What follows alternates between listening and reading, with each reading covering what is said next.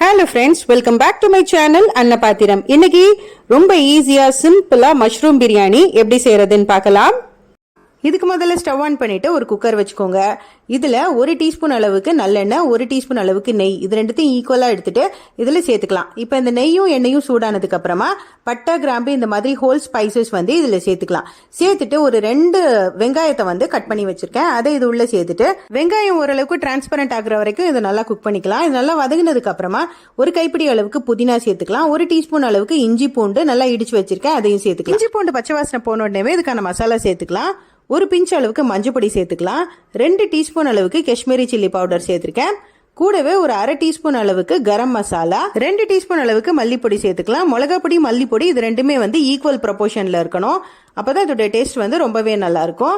இப்போ இந்த மசாலாவுடைய பச்சை வாசனை போற அளவுக்கு இது எல்லாத்தையும் சேர்த்து நல்லா வதக்கி விட்டுடலாம். இதெல்லாம் நல்லா வதங்கினதுக்கு அப்புறமா ஒரு 250 கிராம்ஸ் மஷ்ரூம்ஸை நல்லா கட் பண்ணி கிளீன் பண்ணி எடுத்து வச்சிருக்கேன். அதை இது உள்ள சேர்த்துக்கலாம். கூடவே 1 கப் அளவுக்கு ஜீரக சம்பா அரிசியை நல்லா வாஷ் பண்ணிட்டு தண்ணி விட்டு 20 மினிட்ஸ்க்கு ஊற வச்சிருக்கேன். ஸோ நல்லா ஊறின அரிசியை இதுல சேர்த்துட்டு நல்லா வதக்கிக்கலாம். நல்லா வதங்கினதுக்கு அப்புறமா இதுல தேவையான அளவுக்கு உப்பு சேர்த்துக்கோங்க.